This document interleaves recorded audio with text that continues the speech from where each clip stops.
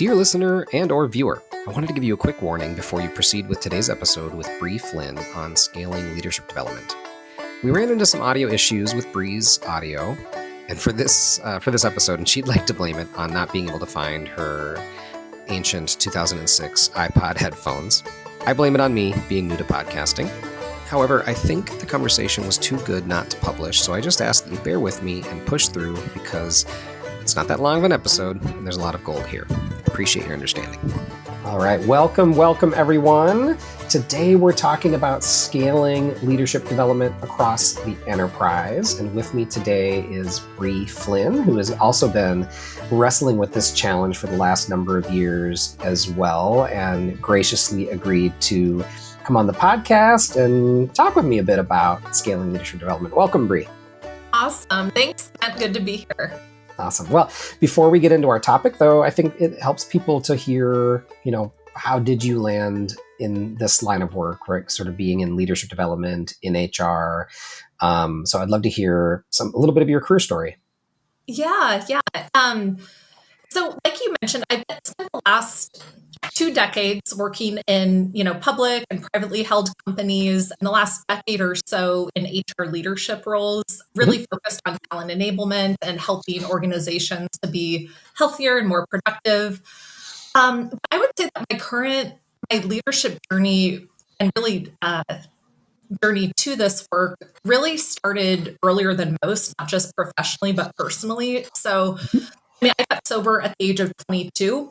And that actually forced me, to learn some of the hard skills of reflection and accountability, and honestly, the discomfort of evolving to someone new, which at the time, I didn't know that I was going to be in leadership and talent development. But these are obviously core skills that we know are so important to the work. Yeah. And concurrently, around that time, I worked at John Deere for a number of years, large Fortune 100 company. And one of my very first managers at Deere, she truly modeled every single thing that we talk about what it means to be a high performing team, how to build trust, have open and honest conversations, and having that clear vision, right? Where you're kind of connected to the work that you're doing. And, I took it for granted at the time, but I remember, kind of just being like, oh, this is exactly what I want to do, and kind of experiencing the power of that team, and just how that really changes your life. And so, so I started off actually in product marketing and then transitioned into HR, after a number of years. Yeah. Nice. You're one of those, the convert from the business side into. Yes. I didn't know that. That's awesome. Interestingly, I feel like it's fun to tell your story in reverse a bit, right? Like I would say I probably was also destined to be doing what I'm doing from some of the things I did early in my life too, right? I was always speaking in front of groups. Group presentations were always my go-to if I had an option, right, during like college and stuff like that. So it's just interesting hearing sort of the seeds of your journey as well. And it's so interesting that you say that, because it was not ever on my radar to even go into HR, right? It was actually maybe 5 or 7 years into my career.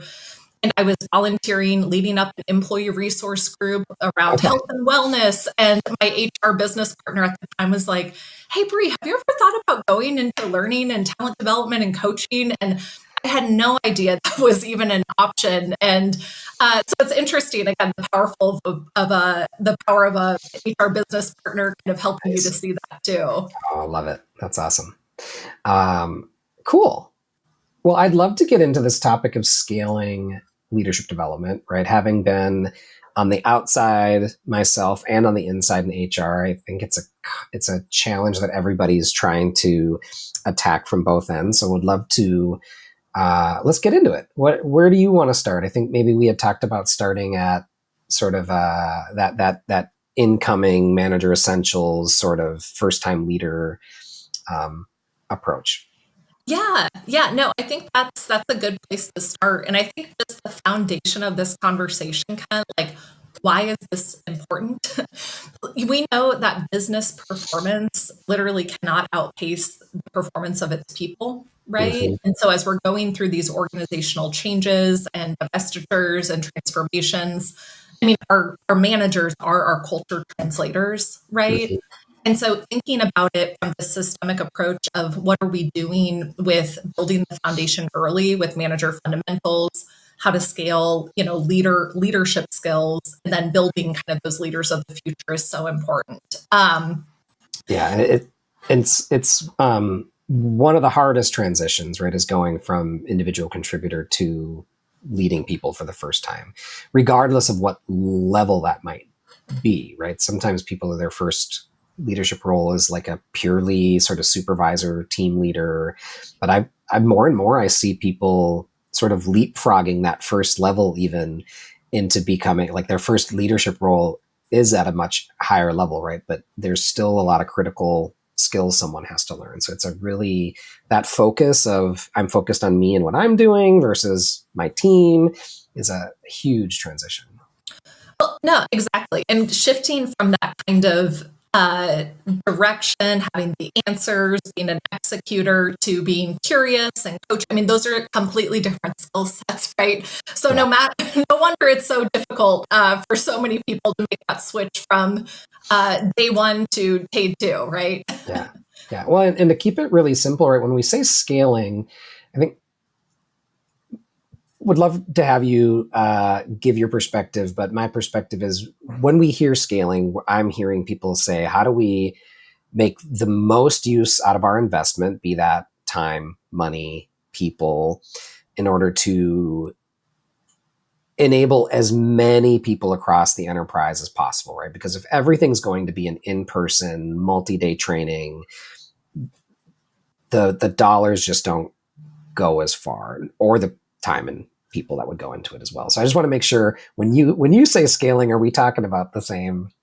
Totally. Okay. Yeah. So there's different levels to this, right? So like level one is the basic awareness, the ad karma, but the basic awareness of do I know what to do and how to do it, right? And that's where, when you think about building that foundation with early managers or newly promoted managers, one thing that we've learned throughout the years is just the importance of setting expectations early. And there's the 3 C's, right? This is not something I'm making up, but when you think about the compliance aspect, so what is the code of conduct? What is the expectation of all of our managers to enforce our culture with employees? Our culture, right? What are our kind of core values and the things that we expect everyone to model, not just what we're doing with the work, but how. And then core competencies, right? What are those critical skills, both business, technical, and then learning and leadership to enable the business? I think too, it's just like that's when you think about transitioning managers, that is such a powerful moment, and just even communicating how do we lead here, right? And setting that expectation early on, and just even being clear with people on what does good look like versus what does great look like. Yeah. Well, and I think one thing I talk about frequently is that point of promotion, right? That transition from one level to the next, regardless of what level it is, that there's a huge mindset shift needed at each stage, let alone that very first stage. So let me, in my time in HR, when we've talked about scale, oftentimes what I've seen the focus be is on asynchronous e-learning. How do we design it once and deliver it in mass in a I don't know what you'd call it, like a pull, like the consumer is going out to look at the module, what have you. Now, I have certain feelings about that because, and it's not about, me trying to continue to sell myself as an external facilitator, coach, etc. But I now putting leadership development aside, even just talking about asynchronous push learning for a minute, in my experience in HR, I've found like there's the missing element of the human connection and accountability that comes with it. right? Because I've seen people just consume LinkedIn learning, like just racking up the hours. Look at all the learning I'm doing. But then the question I always come to is, but what have you done with that? Like, what have you Right. put into practice? So I'd love to either challenge me and say, Kent, you're overly worried about that push of asynchronous learning, or how have you combated that?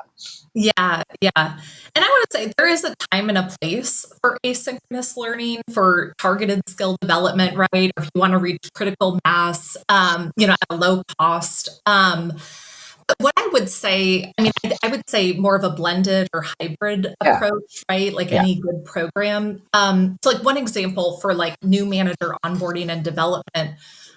When I was at Deere, my colleague actually kind of revamped our entire manager onboarding experience, where essentially we went from a spreadsheet with lots of links to a truly digital leader enablement experience. And how it was set up, it was a very simple framework where we clearly told people, okay, to be a good manager, you have to do these three things: provide clarity, build confidence, propel team success, right? And then there was a 4 week kind of online just Hmm. in time nudge, right? Of things that you can do to get off to a strong start in your first week, first Yeah. month.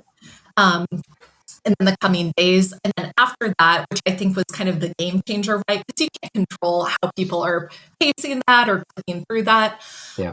But through that process, they were then enrolled in these monthly webinar series Hmm. that were just in time topics, right? Like how to assess and hire great talent, how Hmm. to have a performance review conversation, Right. how to Yep. have, understanding our compensation philosophy. Yeah. So aligning that with the talent life cycle, but also meeting managers in that moment. Yeah. Nice. Yeah. Yeah. And I think blended is right. I've seen the asynchronous learning be used most successfully when it has been blended, right? When we're saying, hey, check out this module on this topic, and we're going to get together and here's an assignment: go do something with this or try something out with this, and we're going to get together in person in maybe small learning groups or learning circles or a whole class, and answer questions. What questions came up from the learning? But what have you, most importantly, what did you learn by trying to put anything from this into practice? And I've seen that both in programs I've delivered and designed and delivered work pretty well in terms of kind of leveraging that in-person time the best, as opposed to the traditional 3-day offsite, and hopefully the catering's delicious, right? Right. Again, those events, when executed well, are lovely, right? Yeah. Exactly what you're saying, Kent, where it's, again, some things that we're using more so for leader development are Yeah. these peer coaching pods, kind of these manager learning communities where it's practical, it's related to what they're experiencing now, and you're drawing, from that knowledge and lived experience. Yeah. Yeah. So these first level, especially if we're going really purely thinking about, leader levels, pay grades, kind of a thing, right? There's the most leaders at those very first levels, and yet there's still plenty to learn at Mm. each level that we go from there. So talk me through either the next level or whatever level you want to go to from here. Yeah. What have you seen work, or what are you doing differently, at the next level up, or whatever? Yeah. So, what I would say, probably the most powerful shift that I've seen and experienced from an organizational level was when I was at Swinnerton, Mhm. where we had identified a capability gap in our employee engagement survey, where we were incredibly strong in so many areas. Our lowest areas were around, you guessed it, Ken, giving and receiving feedback, having coaching conversations, and feeling like my manager is invested in our development, right? I don't think that's unique Yeah. to any industry. And so what we did was we had the kind of employee intake conversations around what's important to them. Hmm. It was very simple things, right? Like, I want my manager to listen to me. I want them to ask more questions and stop telling me what to do. I mean, really, it came down to kind of empowering the teams and teaching and coaching and guiding versus the solving everything. And so, what we did was we actually, in this kind of blended learning approach, created this leader as coach experience, a Hmm. day and a half, We kind of started with the senior leadership team in one of our largest regions with a 2-hour experience to tee that up, and then ask if they felt that this would be a good thing to offer within the region. So we got that buy-in through the experience and through their input on the design, Nice. and then rolled it out by level. So we started with the next management level and this was over the series of 12, 15 months. And I mean, honestly, reached saturation with over 400 leaders in that region. Oh, wow. And within, that 12 months, we ended up increasing 7 to 8 engagement points, right, on the employee survey. So it's significant. It was Nice. disparate. I mean, it really comes down to, getting that buy-in and starting at the top. Yep. With every single session, we had, again, maybe not the senior vice president in every session, but a leader that was important to that group of people, kicking it off and reinforcing the messaging. Nice. So I love the message on the lagging metrics, right? That you did see an improvement in a metric that mattered. Just out of total curiosity, how did you reinforce the leading metric side, right? So there's the event or the training of it. And I hear you on bringing a senior leader in that is providing the, I don't know, the burning platform or the push or the guidance to take this seriously and, tune in. But how did you know people were putting it into practice? Yeah. Great clarifying question. So how, again, it wasn't a day and a half training and then go figure it out, right? I should clarify that. But it was actually, a 12-week experience where then people went off into coaching pods where cool. Okay. they're talking through and given nudges, right? And it's simple. How are you applying this with your team? Where are you being challenged? How can we support each other? So it was self-led. And then we had, check-ins throughout the experience, again, kind of reinvigorating the topic with tools and really asking people, how are your one-on-one conversations going? Are you practicing that, and getting that feedback along the way and where people were having challenges so then we can provide those interventions. Nice. And then at the end of the experience, which I think was most powerful, individuals actually presented back up to senior leadership. And again, they were in 3 to 5 minute bursts. What was their biggest takeaway from the experience? And then what their commitment was to be a leader as coach to continue within the organization. Yeah. I love that. I've done similar things. I've referred to them as application sessions, but I love the idea of learning pods, peer coaching groups coming together. My experience with that has been like if you string, let's say, 5 of those like peer coaching checkpoints or calls over the span of time. My personal experience has been that very first session when you're like, okay, we're going to talk about who did the homework here, like who actually put some, tried out this coaching method. And in that very first session, you might get 10, 20% of the people raise their hands and saying, yep, I did it. But then there's the social proof and social pressure, right? Of the people looking around and seeing, oh, these people did take it seriously and did try it, and how that snowballs into a bigger and a bigger and a bigger percentage each time of people putting it, into practice. So, I don't know. It's just fun hearing that people have this same experience that, you the parallel lives, right? And having these very similar experiences. That's really cool. Totally. Yeah. And it's like, and it's having that built in, right? Where that you'll be able to check in, you have the accountability part, but it's also support because, I believe my experience has been most people genuinely care and they want to do good work. They want to improve. They want to grow. But without the systems and structures in place, it's incredibly to do that off of your own will or motivation. Yeah. And they want to hear it from one another, right? They want to hear.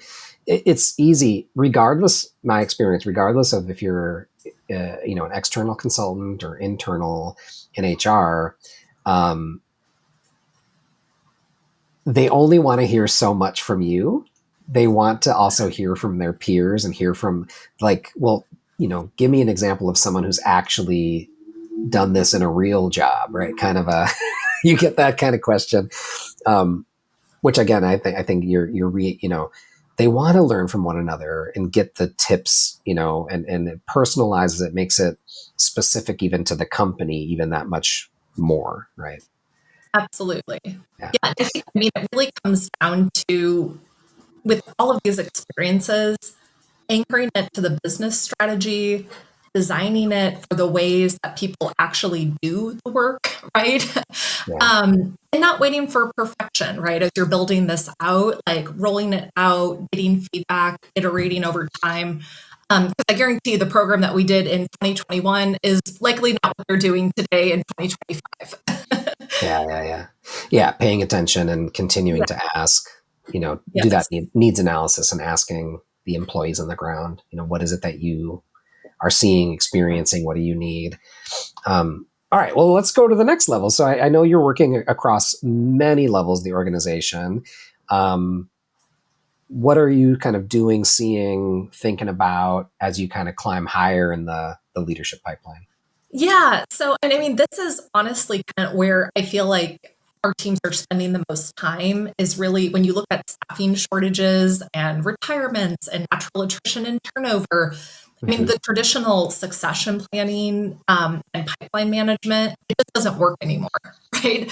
Right. And so it's just, we're kind of like out moving that with the pace of change. And so, and, kind of shifting the thinking. And again, as I'm building my team, I think I'm 25 days into this new role.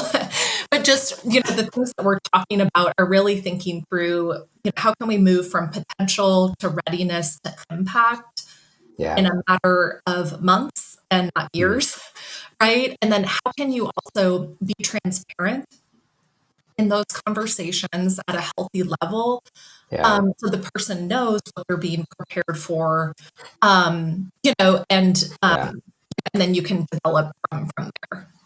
Yeah. There is an hour's worth of conversation in everything you just said. I love it. Yeah. I mean, we've been told that there was going to be a mass exodus of baby boomers from the workforce for like 20 years, right? I mean, and I've seen it happen in fits and starts, right? There's bursts, right?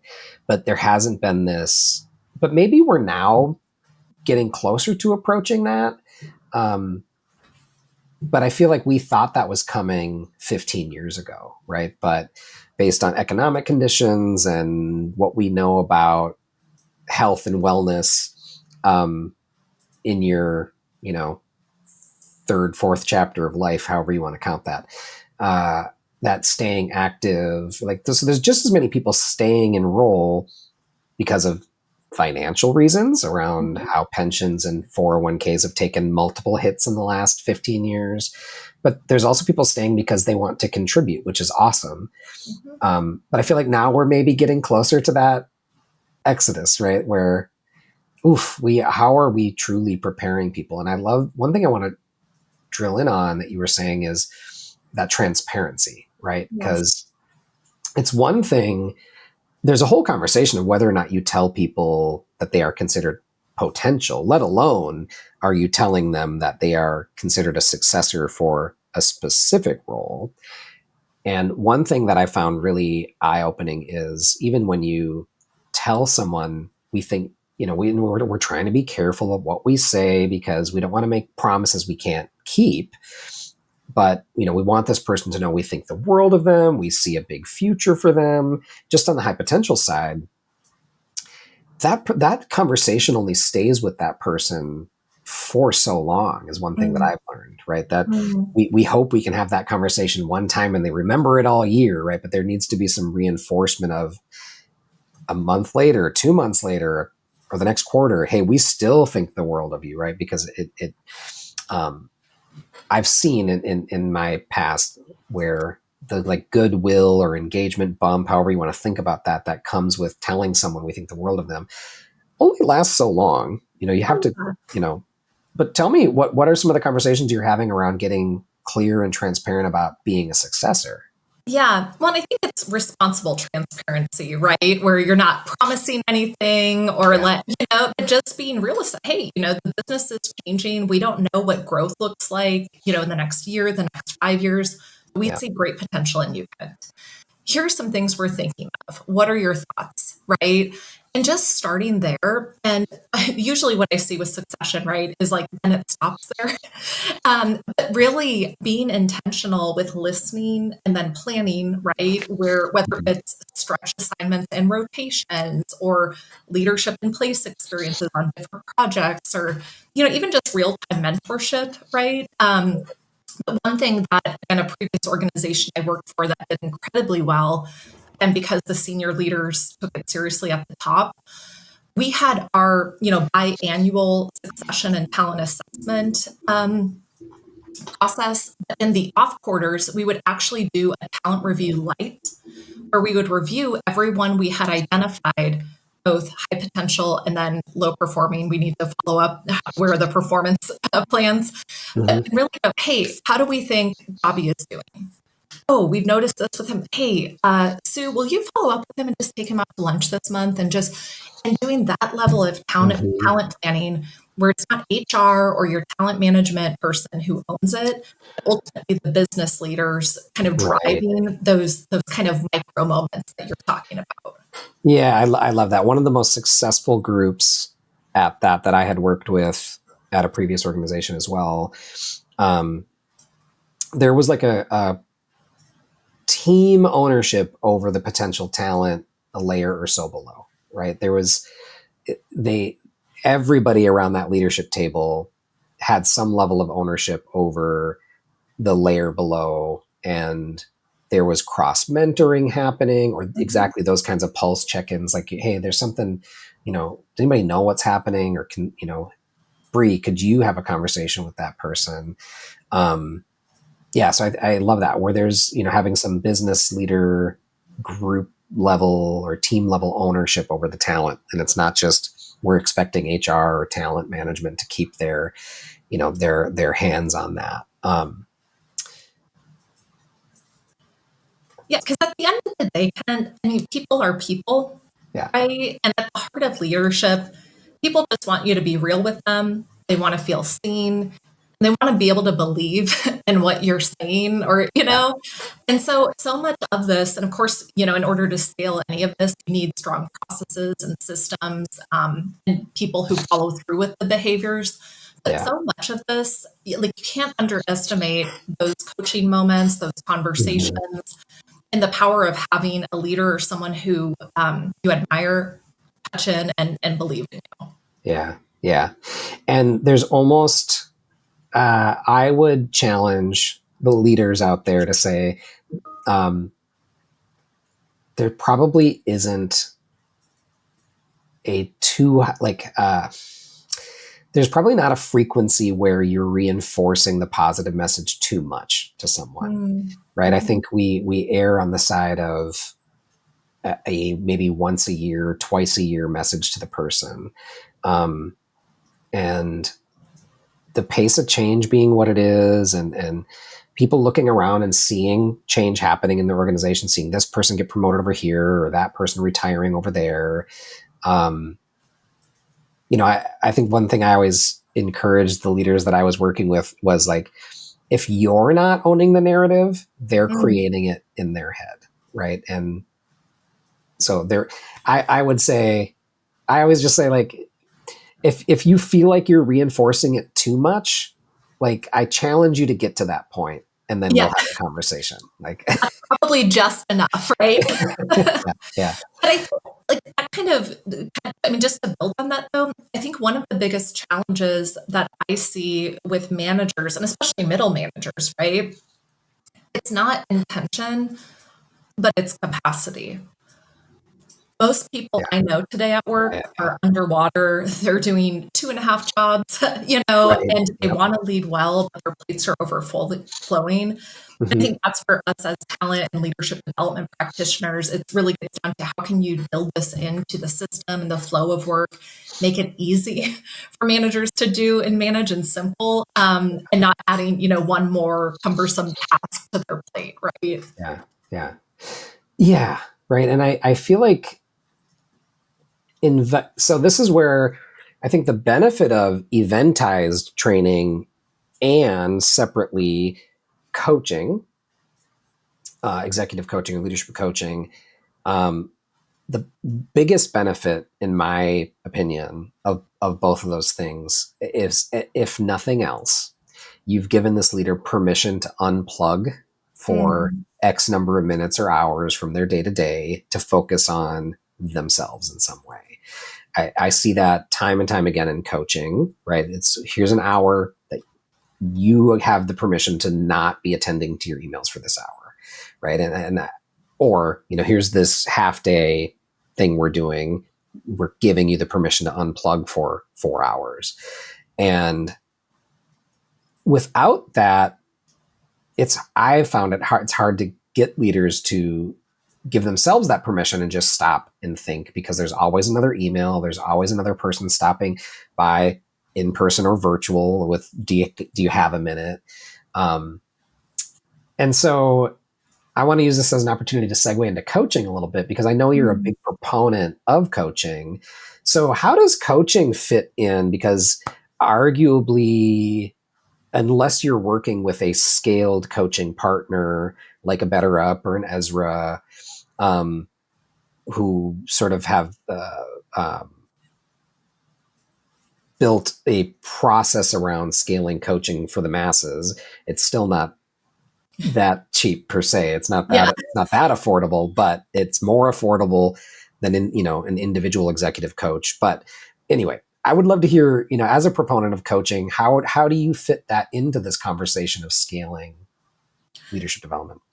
I mean, I would say that, you think about leader development programming and courses and kind of the formal learning that we think about, Yeah. that's kind of like the bricks, right? But coaching, it honestly supports that everyday learning agility, the resilience, that Hmm. partner to help you, kind of get through those tough moments. And ideally, right, every single manager would be a coach. But that's not always possible, whether it's through skill or will or capacity. Hmm. And that's where, I mean, truly, I view coaching as a strategic resource and investment, right? Even in my talent planning budget for next year, there's Hmm. a line item for that. And really, how do you use that to support those individualized needs? Because, Hmm. I mean, as you know, Ken, the higher that you go in the organization, the more specified the development needs are, the more Yep. complex and contextualized they become. And Yep. that's where, having a coaching partner can just really help you to unlock those insights and have the Hmm. space and time to think and be differently. Yeah. Yeah. I've also found the lonelier it is, right? There's fewer people around, fewer peers, fewer leaders above you to provide you with mentoring, feedback, and coaching.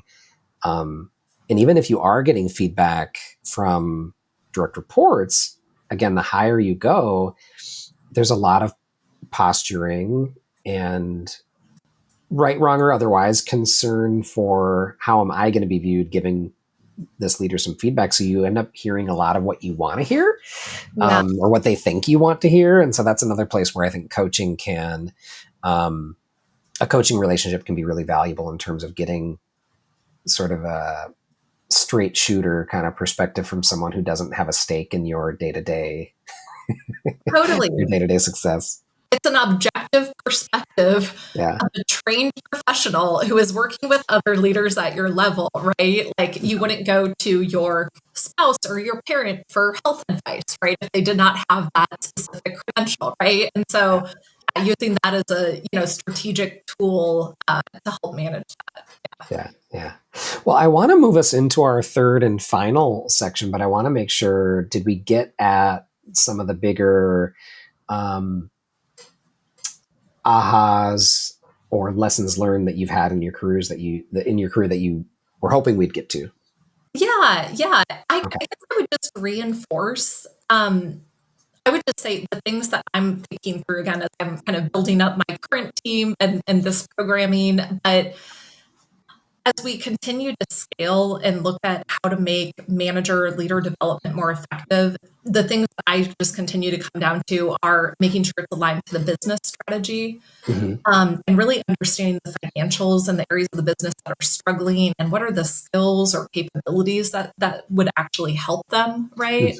Hmm. Hmm. Designing these learning experiences into the flow of how people actually work, right? And so being much more focused on how can you support personalized learning journeys and really manager support communities, in Hmm. addition to the programmatic pieces that we know are important.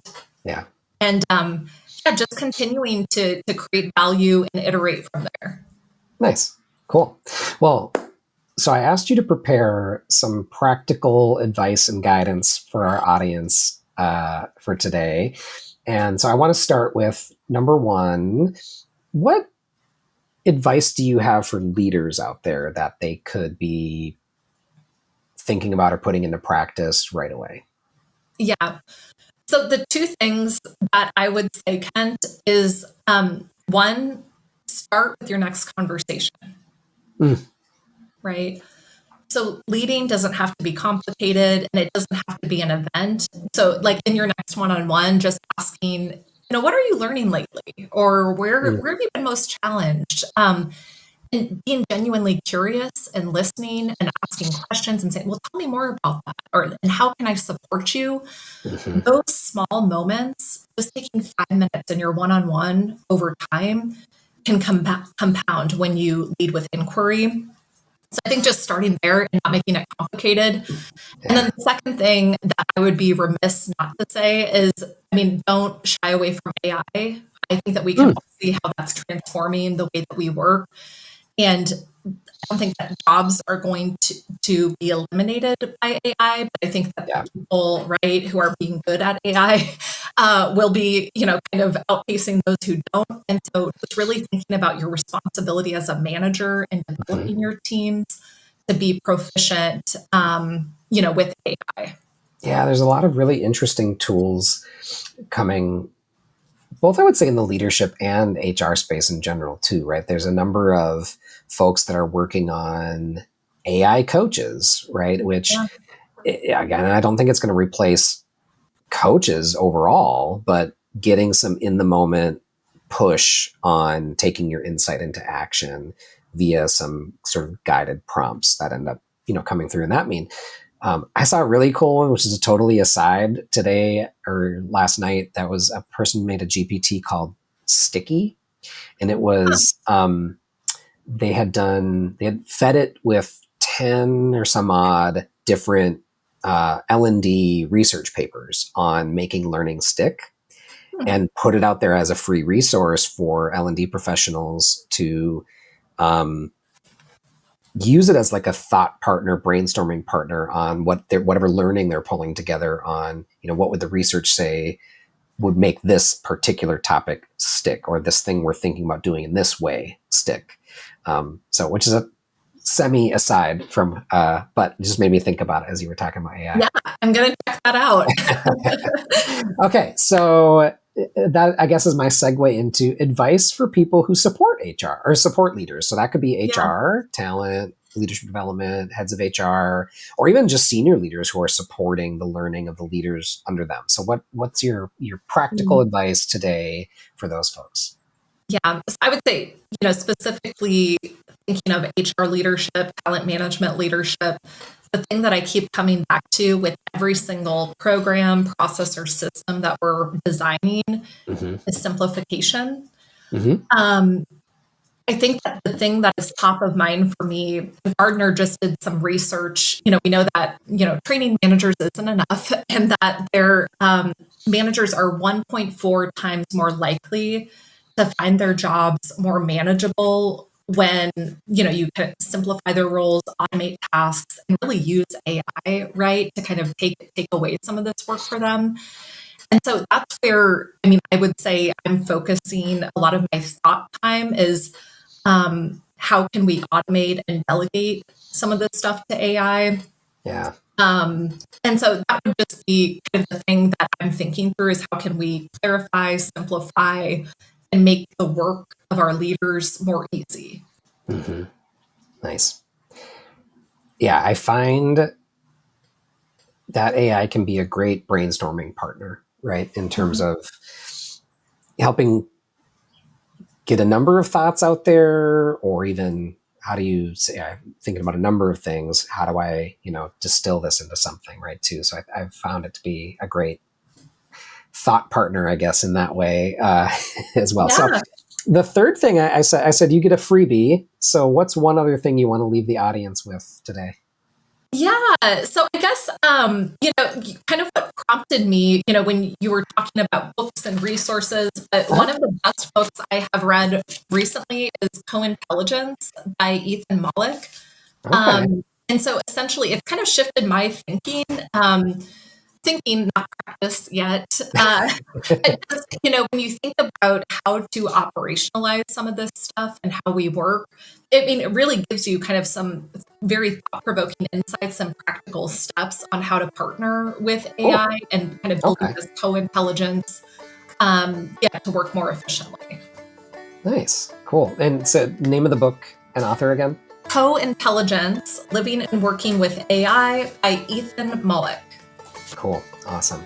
Cool. Well, thank you, Bri. This was a very fun conversation. And, I've gotten to have a number of conversations with you. So I'm glad you came on the podcast today. I'm glad we get to have more of these conversations. I think this was a very fun conversation for our listeners. And so just thank you very much for coming on today. Awesome. Thanks, Ken. Yeah. All right. Well, that's it for today. Thank you. And to our listeners, take it easy.